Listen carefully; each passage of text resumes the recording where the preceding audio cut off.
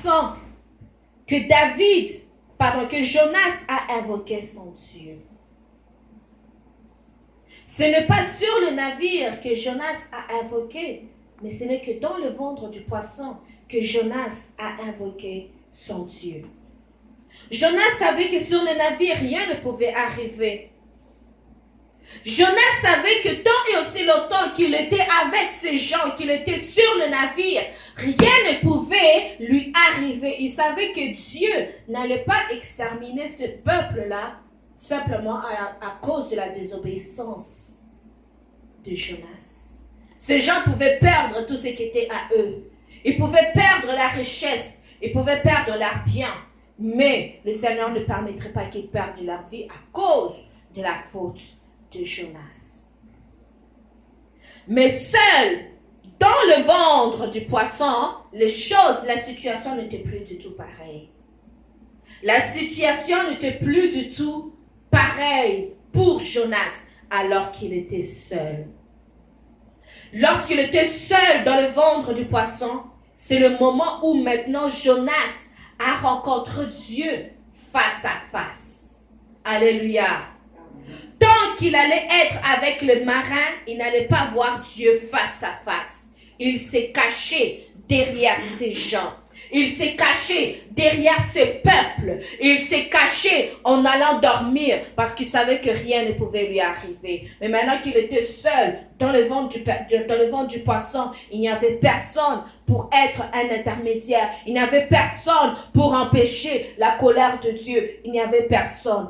Il était maintenant seul, face à face avec Dieu, face à son destin. Et là, seul, il savait que le Seigneur maintenant pouvait l'exterminer de la surface de la terre.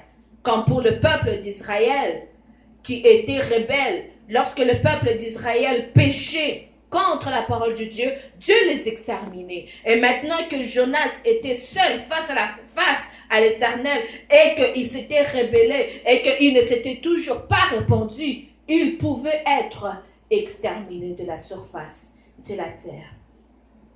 Dans le ventre du poisson, tu as deux possibilités. Mourir ou vivre. Lorsque tu te retrouves dans le ventre du poisson, tu as deux choix, deux possibilités. Il n'y en a pas trois. Tu vis ou tu meurs. Tu n'as pas d'autre solution.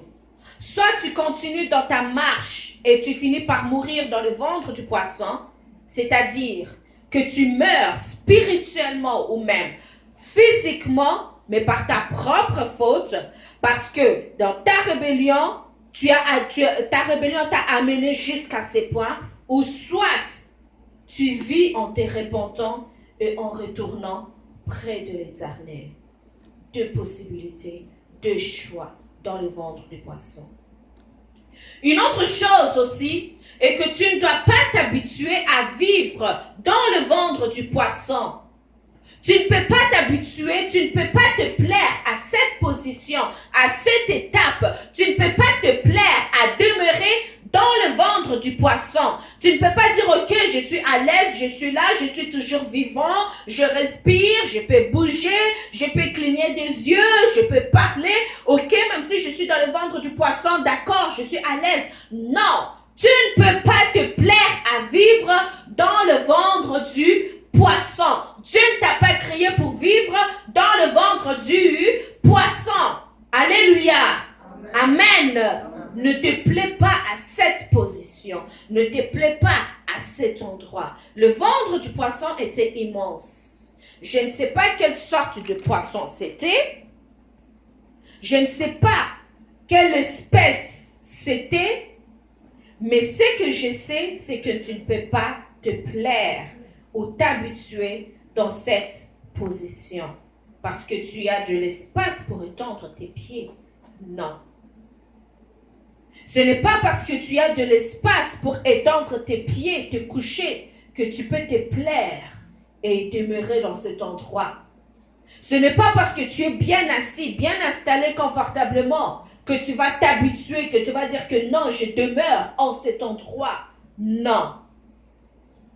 Ce n'est pas parce que tes parents ont toujours fait de la coutume et que cela a réussi pour eux que toi aussi tu vas dire que je vais faire aussi de la coutume. Parce que lorsque je vais vers l'Éternel, parce que lorsque j'ai pris, ça ne marche pas. Je vais essayer simplement de faire un peu de coutume. Je vais simplement aller juste invoquer. Je vais aller simplement faire quelque chose. Je vais simplement aller marcher. Je vais simplement aller manger.